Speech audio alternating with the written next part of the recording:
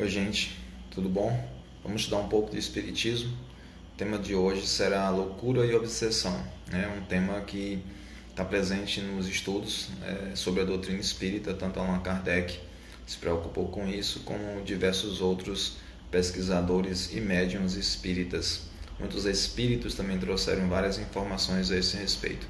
Boa noite, Juliana Freitas. É uma satisfação ter você por aqui para a gente conversar um pouquinho sobre loucura e obsessão, né? Talvez você conheça alguém que esteja passando por essa situação e que possa trazer alguns conhecimentos válidos, interessantes para as pessoas. Pois bem, as conexões estão um pouco ruins hoje, espero que tudo realmente funcione. Boa noite, Luciano, é um prazer ter você aqui para a gente estudar um pouquinho a doutrina espírita. Loucura e obsessão é o tema de hoje. A gente vai falar um pouco sobre isso. Primeiro colocar que eu não sou médico, não sou psicólogo, não sou psiquiatra, não trabalho diretamente, mas indiretamente com esse tema. Eu sou psicopedagogo, além de professor de história, e tive ao longo da vida, tanto como professor como psicopedagogo, a oportunidade de lidar com pessoas com as mais diversas situações, né, relacionadas ao tema de hoje, tanto a loucura como a obsessão, mas também ligadas a transtornos mentais, né, que é uma coisa que está de alguma maneira relacionada. Boa noite, João Roberto Coelho, é uma satisfação ter você aqui. Então, ao longo do tempo, eu tive a oportunidade de estudar um pouco de psicopedagogia, né, e um dos tripés da psicopedagogia, um dos 3 pontos é justamente a psicanálise, o outro é a psicologia social, e o terceiro ponto seria a teoria de Jean Piaget, né, que é chamada de psicogênese. Tudo isso ligado à aprendizagem. E na escola eu tive a oportunidade de conviver com alunos que tinham transtorno mental, né, e alunos com problemas também ligados a algum tipo de obsessão, né, e especificamente também a obsessão espiritual, que é o nosso tema. Não pretendemos falar da saúde mental como um todo, já que nós não temos tanto conhecimento a respeito, mas aquilo que nos toca, que é a espiritualidade. Boa noite, Herve, é um prazer ter você aqui. Algumas definições que a gente pode achar em qualquer site da internet mais simples é o que é obsessão. Uma obsessão consiste em uma ideia fixa e persistente que determina a conduta de uma pessoa, conduzindo a comportamentos que frequentemente são contra a vontade da pessoa obcecada. A gente utiliza muito essa expressão obsessão no meio espírita, né? Fulano está passando por uma obsessão. A palavra obsessão não é de origem do espiritismo, porém a expressão obsessão utilizada por Allan Kardec no livro dos espíritos, no livro dos médiuns, né? Uma pessoa que está sofrendo a influência de um espírito, né? E esse espírito tem uma ação que é persistente, né? Que ela é contínua, ela não deixa, não vai se embora rápido, não é tipo hoje tem, amanhã não tem, ela continua na nossa vida e de alguma maneira esse espírito lança algum tipo de prejuízo à pessoa, provoca algum tipo de prejuízo a essa pessoa, tanto um prejuízo material como um prejuízo voltado para as suas emoções, para os seus sentimentos, para o seu convívio, né? Para as suas relações entre as pessoas, e que muitas vezes também altera a saúde física e mental daquela pessoa, né? Então, justamente sobre isso que a gente tem que falar. Obsessão, loucura, as pessoas conhecem como um distúrbio, uma alteração mental, caracterizado pelo afastamento mais ou menos prolongado do indivíduo dos seus métodos habituais de pensar, sentir e agir, né? Então, um sentimento ou sensação que foge ao controle da razão. A gente fala sobre loucura no dia a dia, fulano é louco, né? Porque ele tem um comportamento que foge totalmente ao comportamento das pessoas que a gente diz normais, né? Aquelas pessoas que têm uma vida normal. Só que a gente hoje sabe que bem de pertinho, né?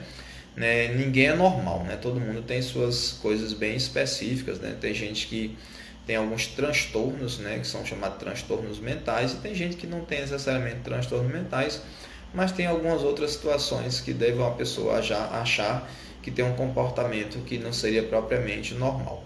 Pois bem, então, quantas pessoas que estão loucas realmente não sofrem, na verdade, é de uma obsessão, né? Quantas pessoas que passam por algum tipo de comportamento que seria fora da normalidade, fora do comportamento habitual da sociedade, são tidas como loucas, e quantas pessoas que passam por algum tipo de transtorno mental, né? Que transtorno mental e loucura não é exatamente a mesma coisa, são coisas diferentes. Você tem, por exemplo, uma depressão que a gente é um transtorno mental, uma depressão, porém a pessoa com transtorno mental com depressão, ela não está louca, quer dizer, ela até sabe que está passando pela depressão, sabe que está passando com uma série de comportamentos de sofrimento, mas ela tem ainda o domínio da razão. O que a gente chama popularmente de loucura é uma pessoa que perdeu o domínio da razão, ela não tem mais sentido o que ela diz, o que ela pensa, o que ela fala ou como ela se comporta, né? Aqui no Juazeiro do Norte, né, músicas já foram criadas sobre os doidos de Juazeiro do Norte, como eram chamados, né?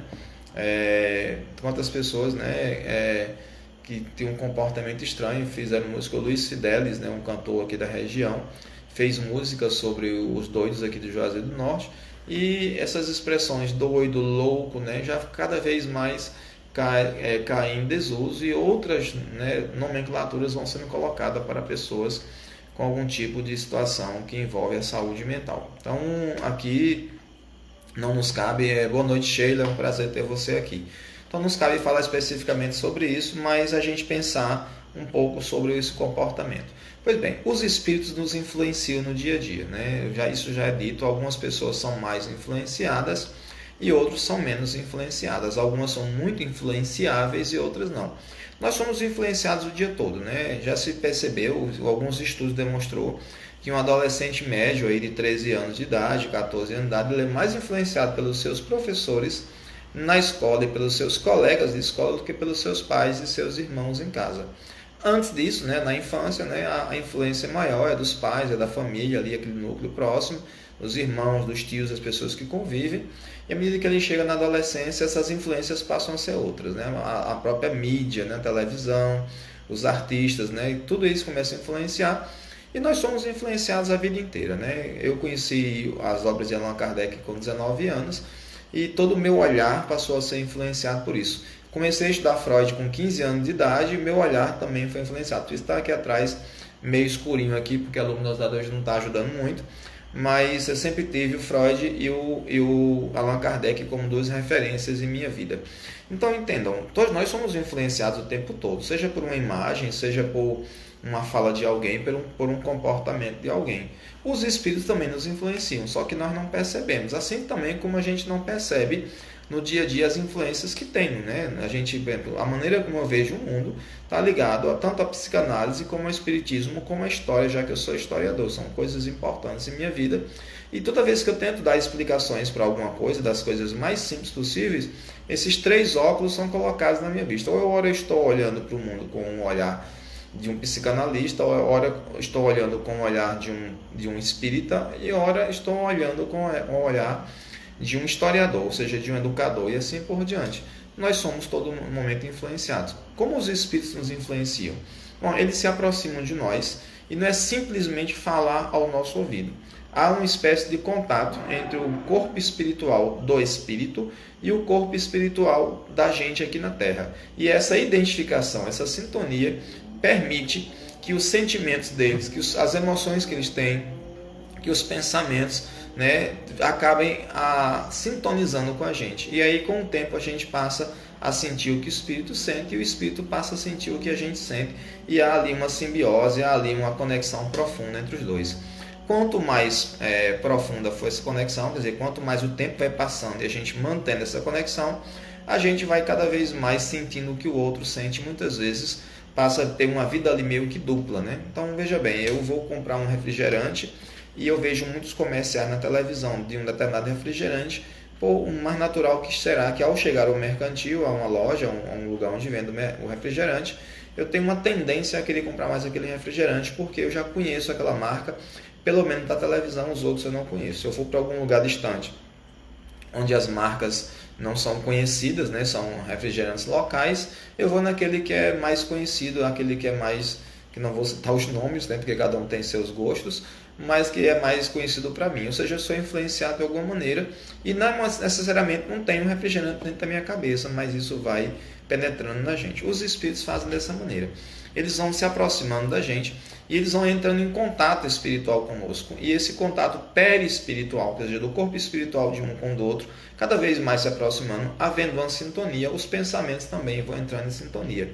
Só que algumas pessoas têm uma mentalidade mais fortalecida, que a gente chama do ego. O ego está mais fortalecido, o eu está mais fortalecido, e aí consegue mais, de alguma maneira, censurar esses pensamentos, né, que estão chegando nele, dizendo assim, não, isso aqui eu não quero, isso não me pertence, não parece comigo, não sei de onde foi que veio isso, e começa a rechaçar mais, afastar isso. Algumas outras pessoas, elas nem percebem muito, mas acabam sofrendo muitas influências dessas situações. Vou dar um exemplo bastante claro. Um tempo atrás, uns 20 anos atrás, quando eu comecei a estudar mediunidade, uns 25 anos atrás, eu me lembro que deu uma vontade louca, olha a expressão, uma vontade louca de fazer crochê. Eu passava o dia pensando em fazer crochê. Era o dia, era manhã, era noite, era todo tempo. Eu acordava já pensando em fazer crochê. E me vinha à cabeça onde eu morava em Barbalha nessa época, a cidade aqui vizinha, a 10 quilômetros de Juazeiro do Norte, uma vontade louca de fazer crochê. Então, uma vez eu fui até o Juazeiro do Norte, comprei a agulha, comprei os novelos lá, né, para fazer o crochê, e vim para casa e fiquei olhando para aquilo, né? Disse, meu Deus, eu não sei nem para onde começar aqui, né? Minha mãe fazia crochê, mas minha mãe não estava nem presente, estava morando em outra cidade bem distante naquele momento. Mas depois que eu comprei, passou uns dias, a vontade foi-se embora. Então eu tive um pensamento obsessivo que não fazia nenhum sentido para mim aquilo ali, porque aquilo estava fora da minha realidade, né? Eu nem tinha tempo de fazer isso, né? Dando aula manhã, tarde, noite e tudo mais, ocupado com outras coisas, com o centro espírita, com palestras, com atividades na casa espírita, com a família, com o lazer, com todo mundo. O que eu menos tinha era tempo para fazer crochê. Mas enquanto eu não comprei aquilo, não passou. E mesmo assim, depois que eu comprei, não passou imediatamente, levou alguns dias. E eu ficava olhando para aquilo, não sabia ideia, nem tinha vontade, nem tinha internet como tem hoje. E nem tinha vontade de fazer, mas era uma coisa muito forte. Quer dizer, eu tive uma obsessão naquele momento por aquele objeto. Foi uma obsessão espiritual? Não sei. Não posso afirmar, não senti presença de um espírito. Mas de repente um espírito que havia desencarnado e que gostava muito de fazer crochê se aproximou de mim, entrou em sintonia comigo e nesse processo esse espírito sentia muita vontade de fazer uma coisa que fazia muito na vida, que era fazer crochê. E isso de alguma maneira passou para a minha mentalidade, eu introduzi como sendo uma vontade minha, sendo que possivelmente era uma vontade do espírito. Há outras explicações para essa é a explicação mais simples, ligada ao que a gente está falando, que é espiritismo, mas que ficou bom. Passou, eu nunca mais senti vontade, nem sei o que foi que eu fiz com esse material, devo ter doado para alguém, não me lembro, ou ficou lá guardado em alguma gaveta durante muito tempo, porque não fazia nenhum sentido para mim fazer crochê. Pois é, assim como esse exemplo, nossa vida passamos o tempo todo por essas situações. Agora você já imaginou, um espírito começa a fazer isso e a colocar outras ideias na minha cabeça, e se eu fico aceitando esses comportamentos, que são comportamentos incomuns, daqui a pouco eu estou fazendo coisas que não fazem muito sentido. Lembro-me de uma médium que falou que andava só de joelhos dentro de casa, porque o espírito, e aí foi claro para ela, foi um espírito que se apresentou e disse a ela que ela tinha que andar de joelhos dentro de casa, porque senão alguma coisa ruim ia acontecer. Não foi de repente, ele começou a tomar decisões pequenas na vida dela, como escolher a roupa que ela ia usar, sabe? Não, usa esse aí não, usa o azul. Ela ouviu uma voz dentro da cabeça dela e cada vez mais as coisas iam acontecendo e escolhendo. Bom, precisamos ver que muitas pessoas que escutam vozes, né, que popularmente é um dos sintomas da esquizofrenia, um transtorno mental, muitas vezes são pessoas que na verdade não são esquizofrênicas, elas não têm um delírio, não têm uma alucinação auditiva, elas na verdade estão de fato escutando uma presença espiritual ali. Não vou dizer que todo esquizofrênico é assim, porque há pessoas que escutam espíritos, na verdade são esquizofrênicas, há pessoas que escutam espíritos e podem ser médiuns. Então a gente não tem como, uma série de estudos que vão demonstrar que a pessoa tem um comportamento que seria voltado para a mediunidade ou um comportamento que seria voltado para a esquizofrenia.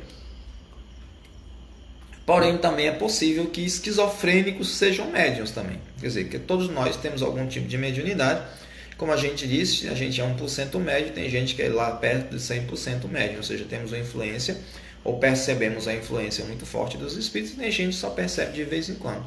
Pois bem, tem gente que acaba sofrendo uma influência muito forte e acaba cedendo muito aos espíritos. E aí daqui a pouco ela não sabe mais o que é dela e o que é dos outros. E quando a pessoa não acredita em espíritos ou não sabe que eles existem, começa a tomar esses pensamentos como sendo seus, coisas que vêm de fora, né, pensamentos que são exteriores e acabam tornando-se pensamentos obsessivos. Ou seja, eu fico com um pensamento fixo numa coisa e esse pensamento acaba mudando o meu comportamento e eu não consigo parar de pensar nisso, né? Porque a gente teria uma pessoa hiperfocada às vezes em uma coisa. Quer dizer, o hiperfoco que é uma característica comum a alguns tipos de transtornos, né? Por exemplo, uma pessoa que tenha autismo, ela pode ter um hiperfoco em uma coisa. Uma pessoa que tenha TDAH, que é o transtorno de déficit de atenção e hiperatividade, pode também ter um hiperfoco em uma coisa. Tem gente que, por exemplo, se você vê uma série que tem na Netflix chamada Atypical, né? O rapaz lá que tem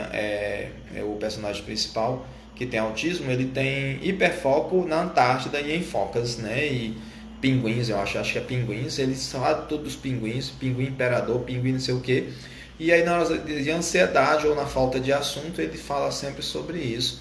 E para ele é uma terapia calma que lhe diminui a ansiedade. Então uma pessoa com uma obsessão, de certa maneira, ela acaba tendo um hiperfoco, um pensamento excessivo sobre uma coisa. É assim que o espírito que pode estar lá se aproximando da gente pode fazer, começar a colocar em nós um pensamento único, repetitivo.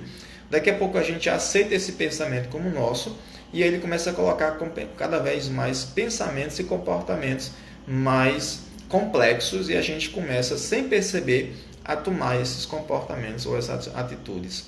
Bom, obsessão, no caso espiritual, geralmente é a ação de um espírito que tenta de alguma maneira nos prejudicar, porque ele sente que em algum momento ele foi prejudicado por nós nessa vida ou em vidas passadas. E aí ele começa de alguma forma a colocar em nossa cabeça essas ideias, mas lembre-se, esse contato não é simplesmente falar ao ouvido, porque frequentemente o espírito fala e a gente não ouve, mas há uma identificação do corpo espiritual do espírito com o nosso corpo, quer dizer, os fluidos dele entram em contato com nossos fluidos, nossas energias, e nessa mistura a gente acaba sentindo o que ele sente, que é basicamente o que o médium faz. Quando o médium está no processo de comunicação, de transe mediúnico, esse processo é um processo de interconexão dessas energias, e aí o espírito, né, e o médium acaba tendo uma certa ligação profunda e o médium consegue identificar a vontade, o desejo, o pensamento.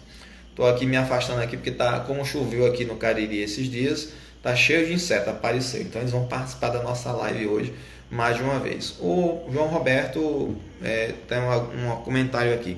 Professor Júnior, boa noite. Boa noite, Roberto. É um prazer ter você por aqui. Sabemos que existe um umbral. O obsessor sai do umbral para nos perturbar. Ele não fica preso lá no umbral? Por quê? Pois é, Roberto. É uma coisa que as pessoas confundem muito, sabe, sobre o que é o umbral. Nós aprendemos com a doutrina espírita que não existem lugares que aprisionam os espíritos. O espírito ele é livre para ir para onde ele quer, de acordo com a sua evolução, né? Uma pessoa que é muito apegada, como eu, à escola, quando eu morrer, o lugar que eu vou provavelmente mais sentir prazer em estar é a escola. Então, mas aí a gente criou uma ideia, sabe, com base no livro de André Luiz, uma ideia equivocada, que existem zonas purgatoriais de onde os espíritos não podem sair. Isso não é verdade. Porque se eles não pudessem sair, eles não iriam para a cidade de nosso lar, né? Para a colônia espiritual conhecida nosso lar. Então é um equívoco achar que os espíritos estão presos em algum lugar.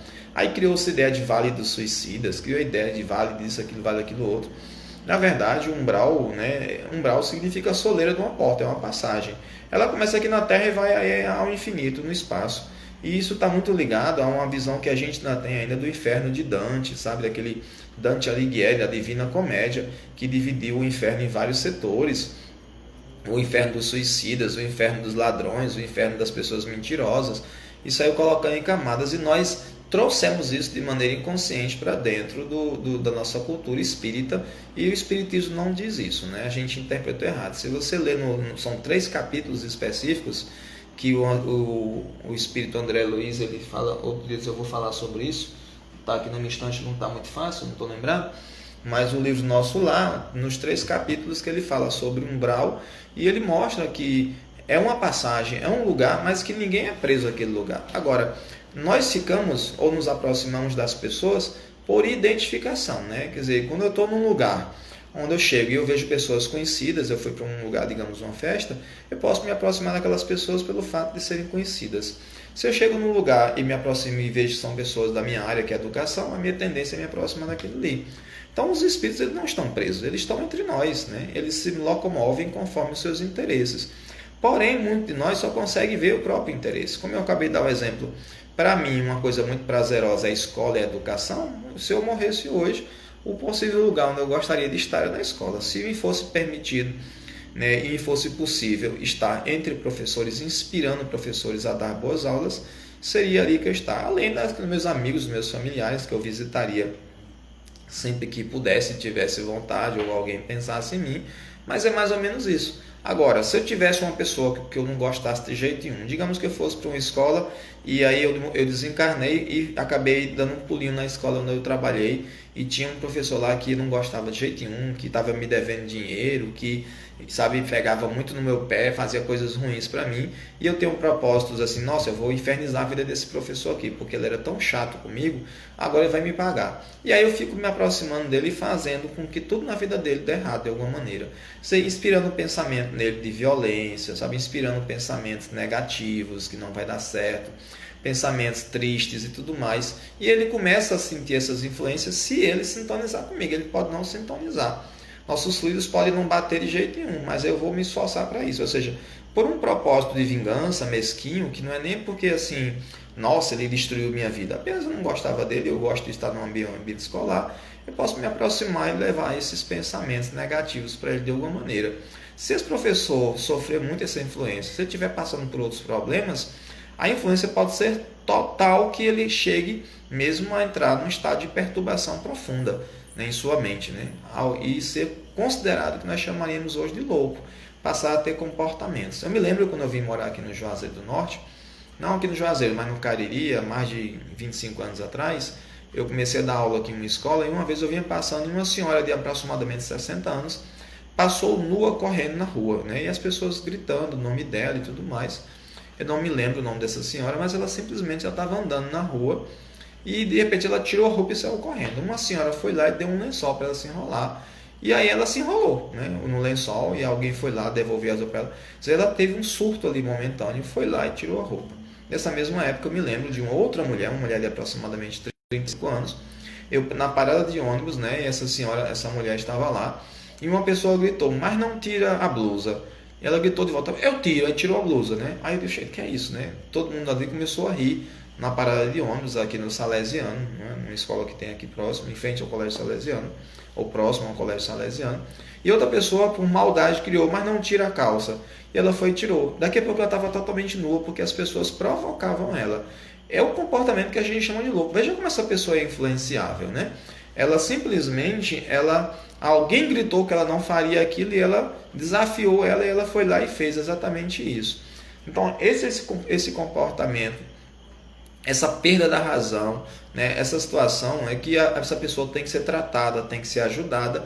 E quantas pessoas agem de maneira tão negativa com uma pessoa dessa, né? Quer dizer, uma pessoa que precisa de ajuda e alguém por brincadeira, porque acha engraçado desafiar, não é nem porque queriam ver necessariamente a nudez dela, mas porque queriam ver o ridículo, queriam ver uma situação dessa e levam a pessoa ao sofrimento. Essa mulher, depois que ficou praticamente nua, ela esculhambou com todo mundo, disse muita coisa ruim com as pessoas, e aquilo ali me causou espanto, aquilo ali, não sabia nem como reagir, né? Naquele momento, não sei se alguém sabe como reagir. Bom, eu sei que o meu ônibus chegou e eu fui embora e não sei como é que a história acabou. Pois bem, isso pode ser simplesmente algo dela mesma, algum momento, a personalidade dela, o eu dela ao longo de mais de uma vida talvez se desestruturou e alguma coisa se quebrou ali que não está mais se encaixando, né?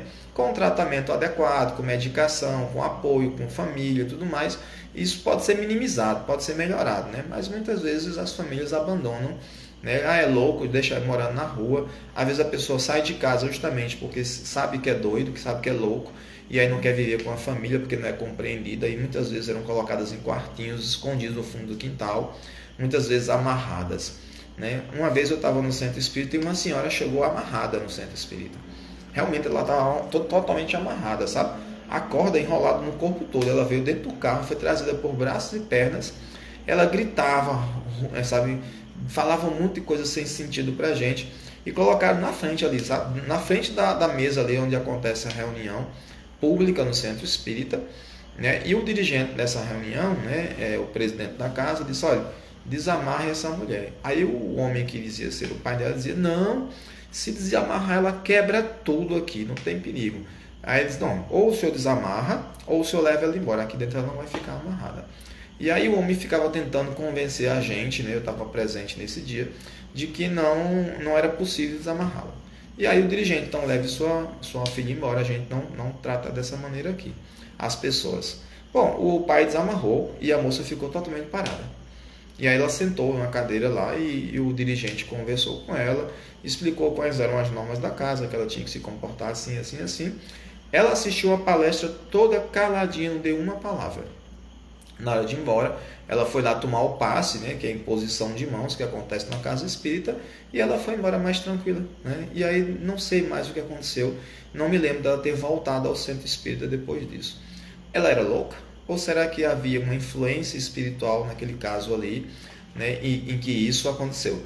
Meu amigo Luciano, foi exatamente onde você está pensando mesmo, exatamente no centro espírita.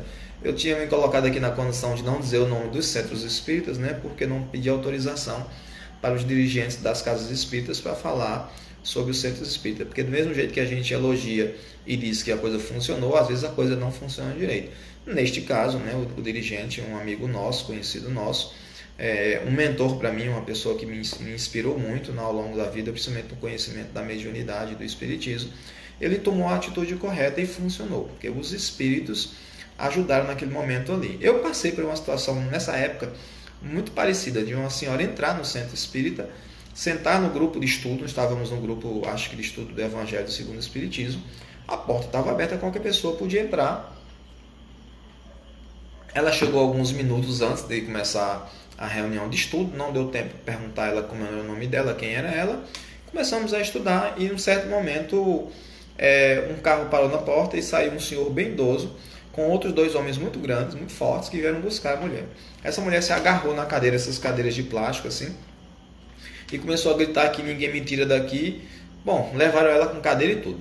Eu não me lembro se deixaram a cadeira fora ou se colocaram no carro, né? Eu falo rindo assim pela situação, mas é triste pelo fato dela parecia estar passando por algum tipo de transtorno, né, mental, e que foi tratada da maneira equivocada, né? O pai, por preconceito, achou que aquele lugar ali não era para ela e levou de uma maneira assim. Ela estava tão calminha que a gente nem imaginava que ela tivesse algum tipo de situação relacionada à saúde mental, né? E aí ela foi levada, nunca mais voltou, nós não sabemos notícia dela. Então, do mesmo jeito que, né, na verdade, na hora todo mundo ficou muito nervoso, todo mundo estava lá, tentou convencer o pai a conversar, mas não adiantou, né, porque ele não queria conversa com ninguém, só queria levar minha filha. E ela os grita a rua todinha, veio olhar o que tinha acontecido no centro espírita, porque a gritaria dela foi realmente imensa, porque ela de fato não queria ir embora. E por mais que nós conversássemos, né, as pessoas ali presentes conversassem com o pai, tentassem acalmá-lo, que não era dessa maneira, que ela ficaria calma e tudo mais, não teve jeito. Quer dizer, quando uma chegou amarrada e saiu calma, a outra chegou calma e saiu amarrada, literalmente, abraçada pelos homens, que colocaram num táxi ali e levaram essa mulher embora. Então vejam que muitos casos de loucura que a gente chama, muitas vezes podem ser influências espirituais. Tem como saber isso? Bom, uma pessoa que trabalha, existem muitos psiquiatras que escrevem livros e são espíritas, demonstram vários comportamentos que não são necessariamente comportamento de loucura, mas de influenciações espirituais, né? Existem livros, né? Existe um livro chamado Obsessão e Loucura, Loucura e Obsessão, e vários outros livros que também tratam desse tema, dentro do ponto de vista da psicologia e também do ponto de vista do espiritismo. Então não dá para dissociar uma coisa da outra.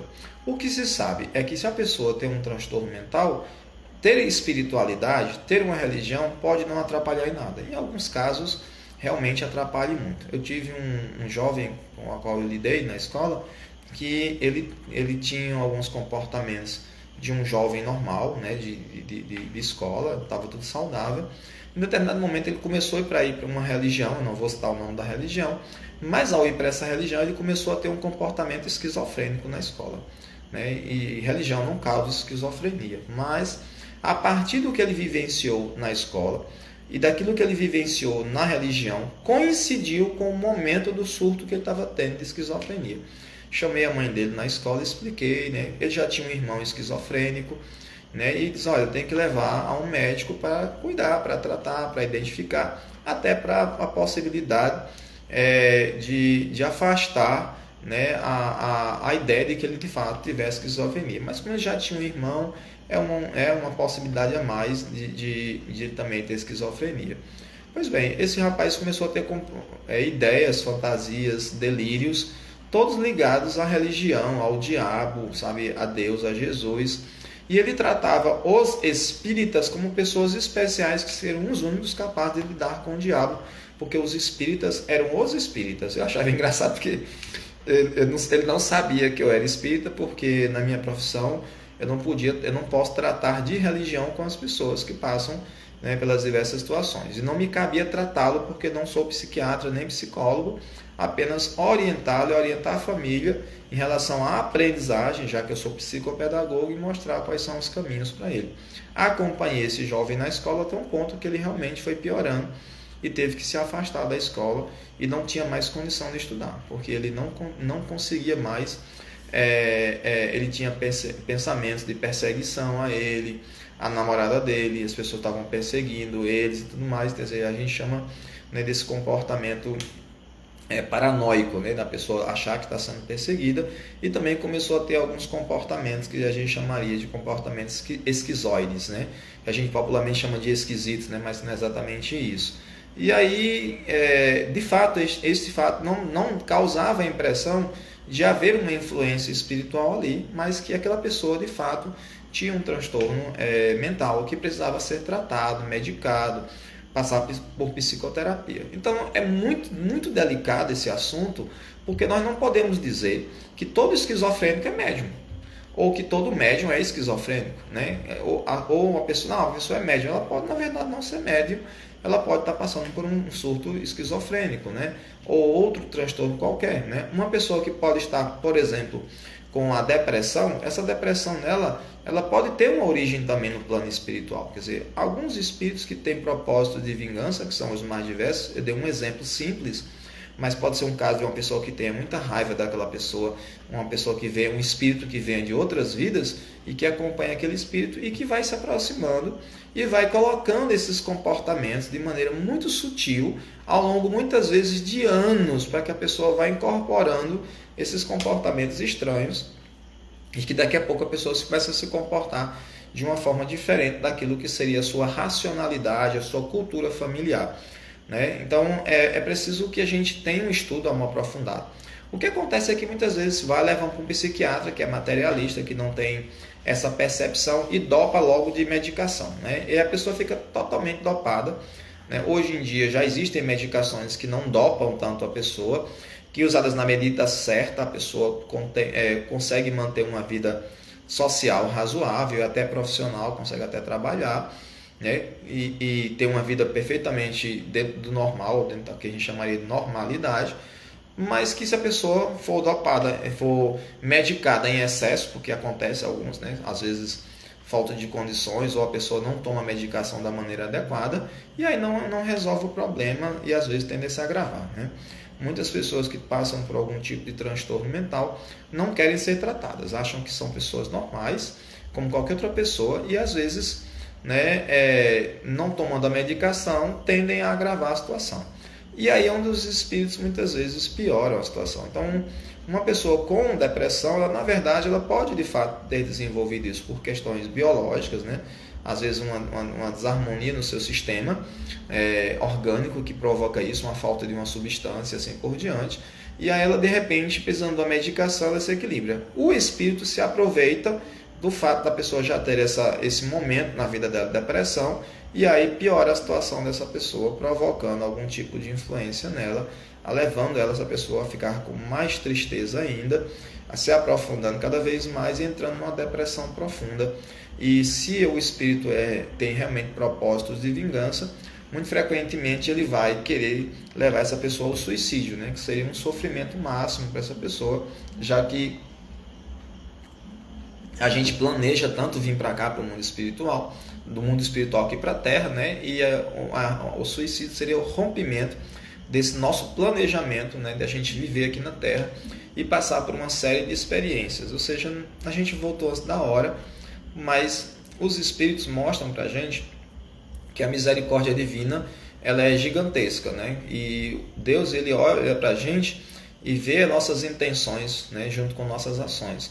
uma pessoa que comete suicídio, vítima da ação de um espírito, né, que cada vez mais lhe influenciou durante semanas, meses e anos, ela não tem essa condenação que as pessoas pensam, né, de levar para o inferno, ou de ficar sofrendo no mundo espiritual, né, como se fosse a coisa pior do mundo, né? Na verdade, quem deveria pagar mais por isso, se é que precisa usar essa expressão, seria o provocador do suicídio e não o suicida, que foi vítima daquela pessoa. Mas em outro momento ela pode ter sido alguém que fez mal ao espírito e agora o espírito está querendo devolver para ela. Por isso que é tão bom a gente não ter inimigos, né?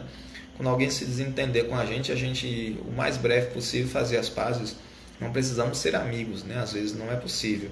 Mas é bom não ter inimigos, né? A gente se afastar desse pensamento. Porque morto o mal, não se mata também o veneno, né? Não, matou o veneno, matou o mal. Necessariamente matou a pessoa, não matou o propósito de vingança. A pessoa está ali.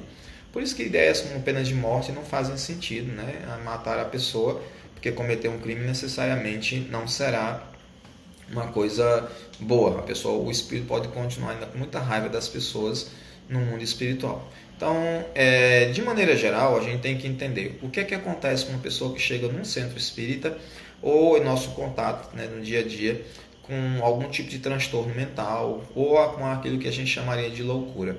Primeiro, acolher, né, amorosamente. As pessoas precisam de amor.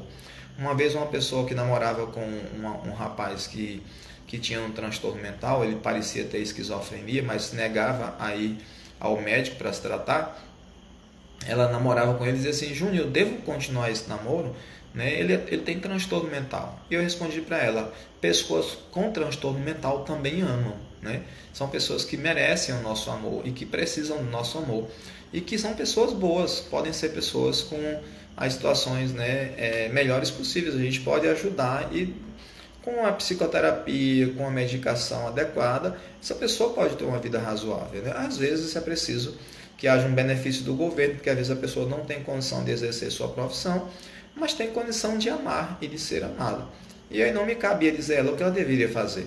Então a primeira coisa é receber essa pessoa, né, com acolhimento, com amorosidade, dizer que ela está apoiada, que nós estamos aqui para ajudar, que nós somos seres no mesmo barco, estamos nesse mesmo oceano, navegando numa mesma direção. Então a gente tem que apoiar, receber bem.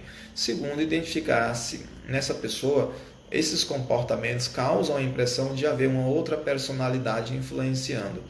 Você imagine que eu for lentamente receber esses pensamentos dos espíritos e incorporando como meus. Não é possível o espírito penetrar no corpo da pessoa e substituir a minha alma, né? Mas é possível ele ficar aqui nas proximidades ou até mesmo a quilômetros de distância, mas com o seu magnetismo sobre mim e de alguma maneira me influenciando. Ele começa com coisas pequenas e vai crescendo. Daqui a pouco minha mentalidade, o meu eu não suporta essa vida dupla de duas personalidades tentando de alguma maneira viver juntas nesse espaço. Quer dizer, não é que o espírito entrou em mim, mas de tal maneira ele ficou provocando em mim tais pensamentos obsessivos que eu não consigo mais ter controle de mim mesmo.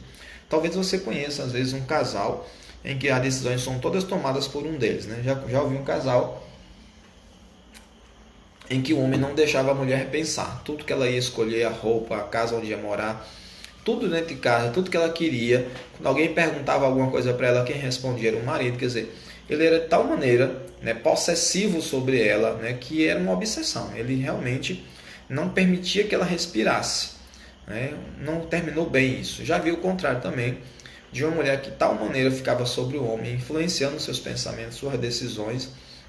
Uma esposa que ele não tinha voz. Quando se perguntava uma coisa a ele, quem respondia era ela. E ele não tinha liberdade nenhuma. Então vocês imaginem que essa relação não é uma relação saudável. E mais cedo ou mais tarde, isso vai explodir, né? Vai causar um transtorno.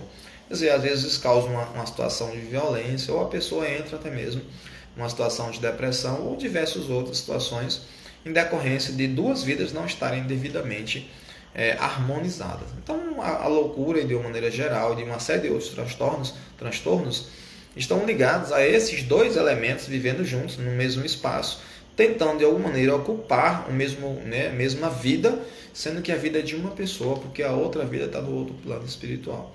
Repito, o espírito não entra no corpo da pessoa, mas ele influencia num processo muito lento, gradual, cada vez mais ao longo da vida. Se a pessoa se percebe e diz, nossa, esses comportamentos não fazem sentido para mim, para a minha cultura, para a minha maneira como eu fui educado, como eu penso, ela começa a se separar e aí ela começa a se comportar de maneira diferente, esse espírito vai se afastando, porque ela vai criando, de certa maneira, uma proteção sobre ela mesma.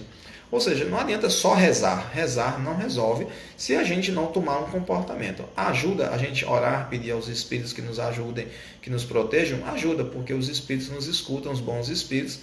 E se a gente faz o bem, se a gente faz coisas boas, a gente tem mais facilmente a presença de bons espíritos. Se a gente faz o mal, é mais fácil a gente ter a presença de maus espíritos. Qual é o tratamento nesse caso, né? Bom, muitas casas espíritas usam essa expressão tratamento. Não seria exatamente a melhor palavra, mas quando as pessoas chegam às casas espíritas, frequentemente a gente recomenda que a pessoa faça o evangelho no lar. Comece a substituir a sua vida, aquilo que está negativo, por aquilo que está positivo. Comece a se auto-observar. O Luciano diz aí, simbiose espiritual, é exatamente isso. Comece a se observar e ver aquilo que lhe pertence e aquilo que é estranho em sua vida, em seus pensamentos. Comece a entender que às vezes sou eu e às vezes são os outros. Isso é importante. E comece a dizer assim, não, aquilo que sou eu vou manter. Aquilo que me parece ser estranho, que não tem a ver comigo, que são os outros, eu vou começar a colocar ali um pouco de lado.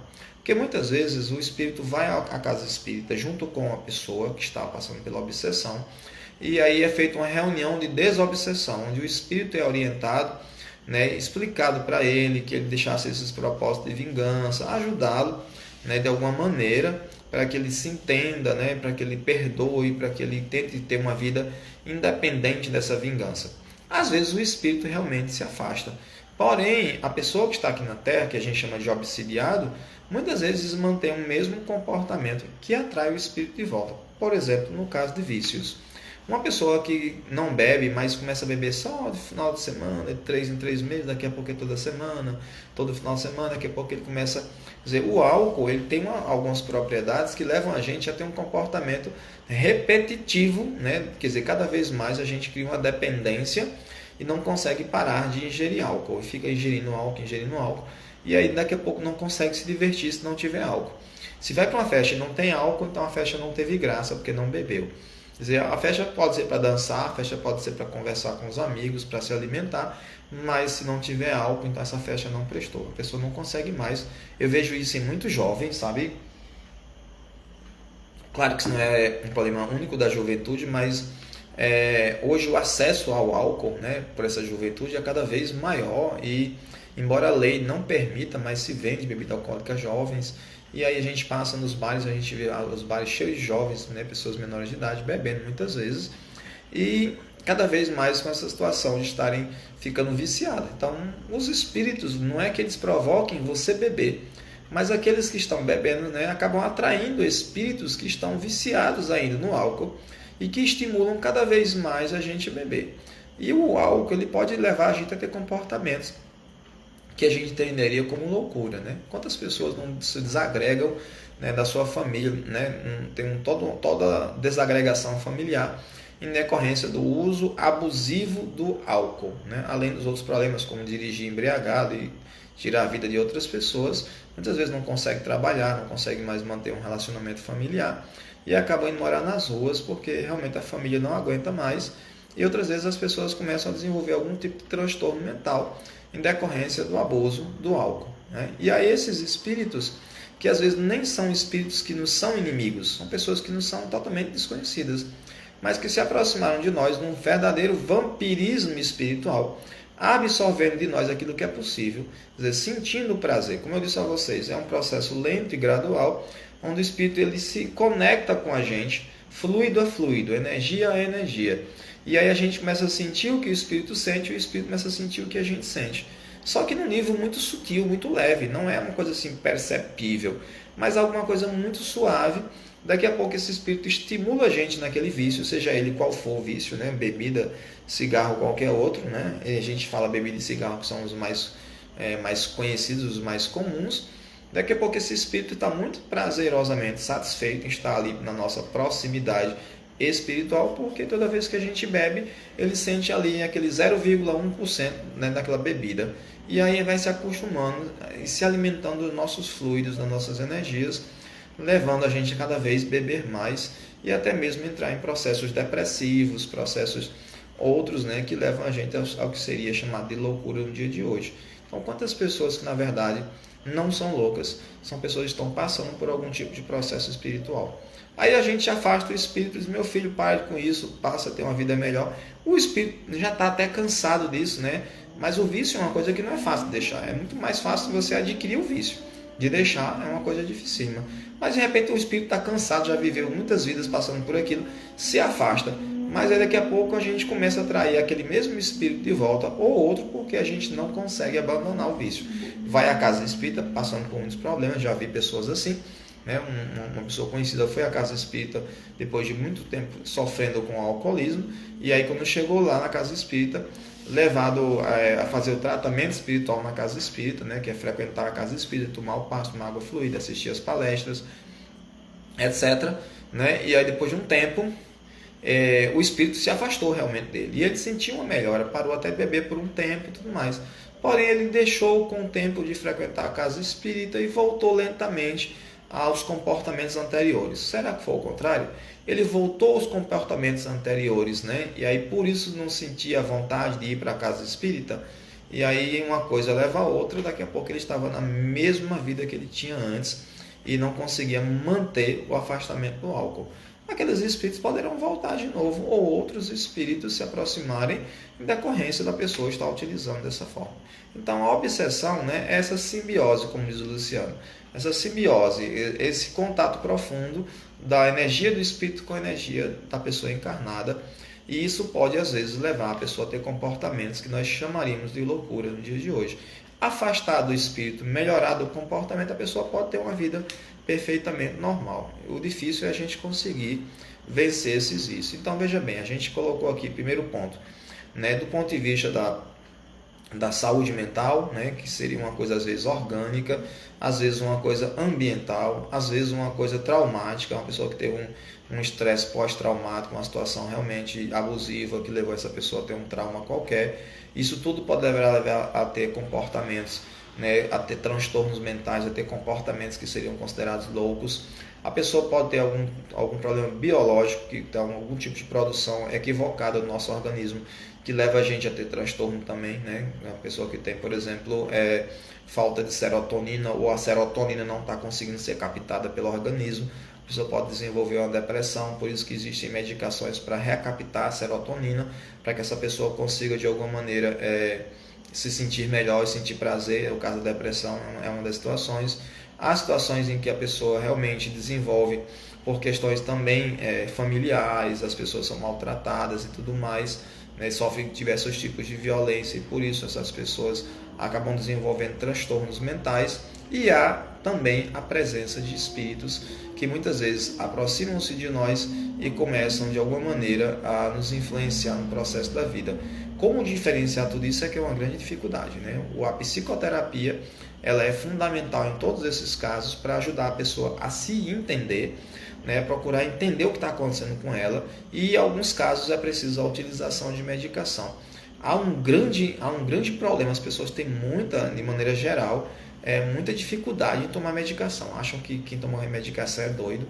Para você ter uma noção, eu não sou psicólogo, eu sou psicopedagogo, e quando um aluno vem na minha sala às vezes para conversar comigo, diz, não sou doido não, viu? Eu vim falar com o senhor que eu não sou doido não quero vir aqui não. O fato da pessoa ver a palavra psico na frente de psicopedagogia, ali, psico, acha logo que é psicólogo, e tem gente que se nega a falar totalmente com psicólogo, porque psicólogo é coisa de doido.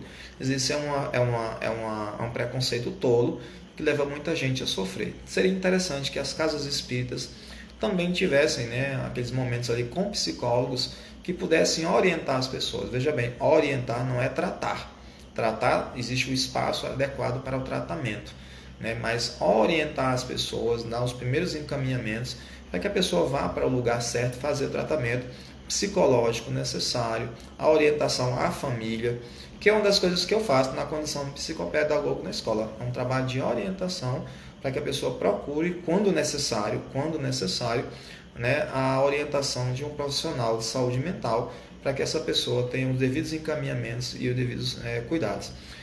E também que a pessoa às vezes procure também, né, a sua orientação religiosa, seja ela qual for, católica, espírita, evangélica, porque mesmo dentro de cada um desses espaços, muitas vezes tem pessoas que têm os conhecimentos. Tenho amigos que são pastores e psicólogos, né? E tenho amigos que são padres e têm muito conhecimento ou estudam psicologia, né? Acredito que tenha também padre psicólogo e que possa fazer um trabalho de orientação a essas pessoas que estão passando por esses momentos, essas situações. E dentro de cada religião existem os seus tratamentos ligados à espiritualidade, cada um busca o seu. No Espiritismo tratamos dessa maneira, com a orientação de acordo com a doutrina espírita, mas também com a recomendação de que se busque o tratamento médico necessário, que a gente não sabe exatamente onde começa um, onde vai o outro. E essa reestruturação da pessoa interiormente é um processo que pode levar vidas. A gente pode passar muitas vidas para recobrar esse equilíbrio que foi perdido em decorrência de algum tipo de situação que nós vivemos ou alguma coisa ligada à nossa biologia. Esse tema é muito vasto, não pretendia falar de tudo aqui, há outros aspectos que não me cabem tanto, que não temos tanto conhecimento, mais voltados à parte biológica, né, e também a influência dos espíritos nesse aspecto biológico, a gente pode tratar isso com mais detalhes em outro dia, mas há uma quantidade enorme de livros que podem falar sobre isso dentro do meio espírita, muitos psicólogos, né, que escreveram sobre isso, sobre transtorno mental, sobre o que a gente chamaria popularmente de loucura e sobre a influência dos espíritos. Para finalizar, os bons espíritos estão sempre próximos a nós. Se nós fizermos o bem, se nós pensarmos o bem, eles estarão próximos a nós e nos ajudarão a superar os obstáculos da vida, inclusive essas situações de sofrimentos voltadas para algum tipo de transtorno mental que a gente esteja passando por aqui. Então, bons espíritos próximo de nós atraímos fazendo o bem, não é só rezando não. Rezar, a gente tem aquela expressão, quanto mais eu rezo, mais o diabo aparece. Então, ao invés de só ficar rezando, é fazer alguma coisa por si mesmo. Está lá no Evangelho segundo o Espiritismo, ajuda-te que o céu te ajudará. Então, se a gente começar a se cuidar, a buscar ajuda, a ir na casa de pessoas que são amigos nossos, a ir ao centro espírita, a buscar aquelas pessoas que queiram nos ajudar, que estejam próximas, estender a mão, fazer psicoterapia, sabe, buscar ajuda mesmo, então isso aí acontece. E aqueles que não estão em condição de realmente buscar ajuda, que sejamos nós aquelas mãos que podem levar um pouco de ajuda.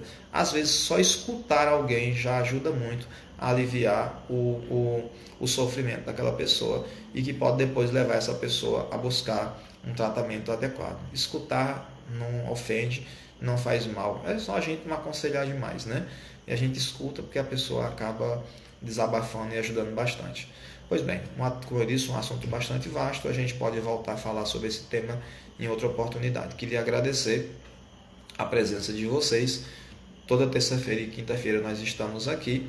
Queria agradecer a presença de Luciano, de Ritinha, de Juliana, de Kelvin, de Shirley, de Maga Laurinda, Tiago, João Roberto, Sheila Cordeiro, que mais? Acho que isso, né? Então, queria muito agradecer a presença de vocês. A live vai ficar salva, quem quiser do início aí. Não abordamos todos os aspectos porque é coisa demais, mas agradeço demais a presença de vocês, as intervenções de vocês. Desejo aí um bom final de semana que está chegando. Terça-feira a gente está por aqui de novo para falar sobre outro assunto. Quem quiser dar alguma sugestão, é só falar que a gente vai trazer aqui, tá bom? Um abraço a todos e muita paz.